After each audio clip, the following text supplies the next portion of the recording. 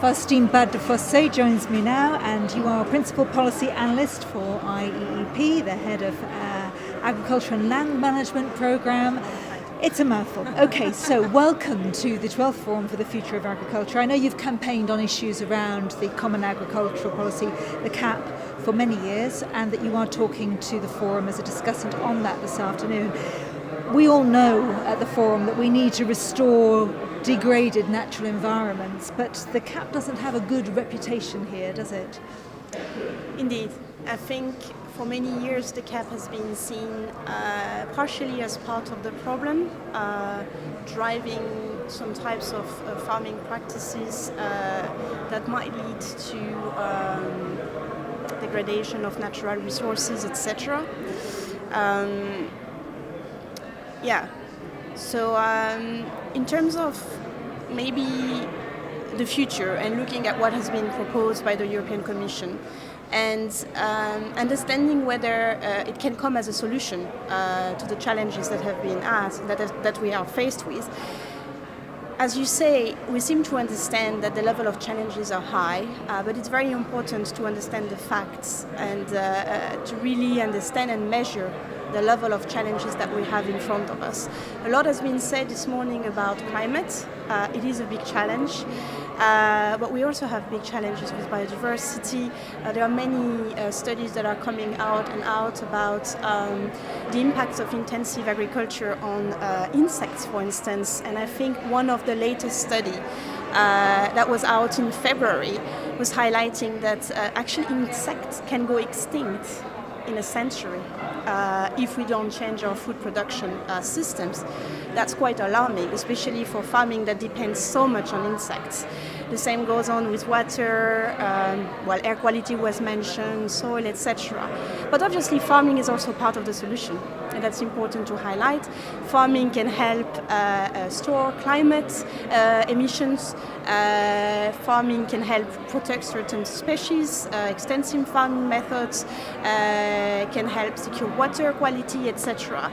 So if we look at what has been proposed by the European Commission, it's an interesting step, let's put it that way. What does that exactly mean? Well, the fact that they want to move towards results instead of compliance is certainly to be welcomed. Why? Because what matters when it comes to the environment and climate are actual results, and not so much how you do things, but what do you bring, right? So that first move is good. It also allows member states to take a step back and to rethink the way subsidies are dividing among the farming community and broader. So it really forces member states to think in terms of targets, objectives, and look at the two pillars, Pillar 1 and Pillar 2 together, which actually is not being done properly for the time being. On the contrary, we see a lot of discrepancies between Pillar 1 and Pillar 2. So it is an opportunity, but of course there is a but. There are many loopholes in the proposals as they stand that, if not corrected and tackled by the co-decision makers,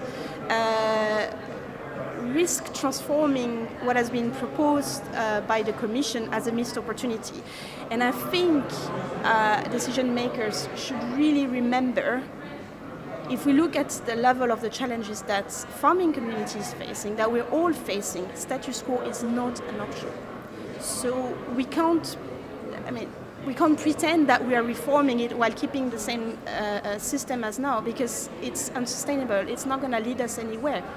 So we really need to try to use what has been proposed and strengthen it in order to make it work.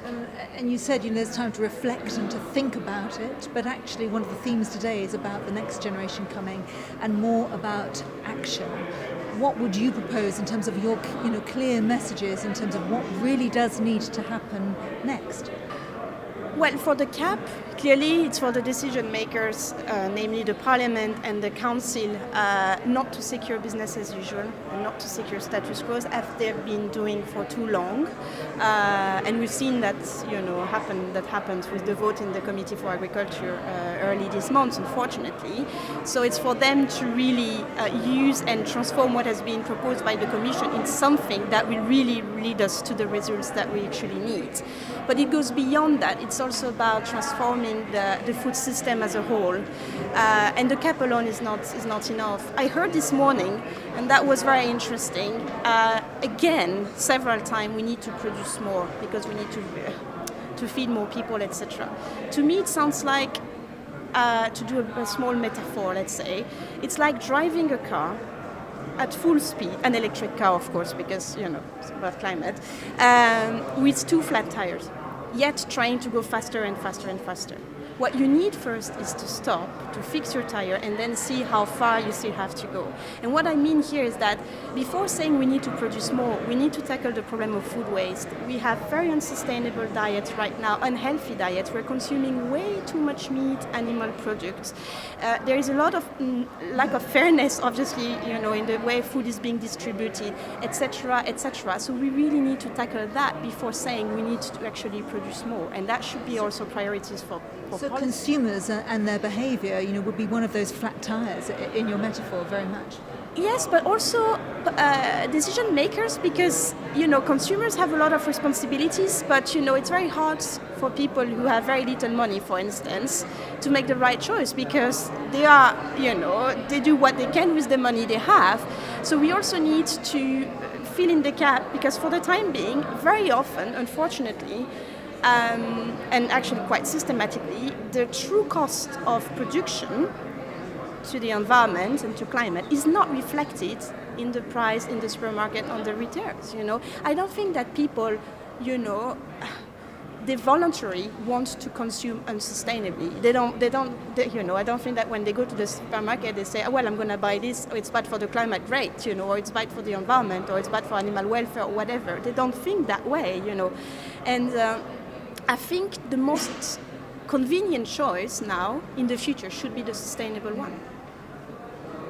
And for that, you really need to fill that gap between, the true cost of production and the price of the food on the shelves. But not only, there are many things that need to be done. It's also about green procurement. It's also about, education, of course, and it goes on. Yes, there is a lot to be done, but Faustine, we are out of time. Thank you very much for talking to us. I hope you've enjoyed the forum so far today and enjoy sharing the platform this afternoon. Thank you.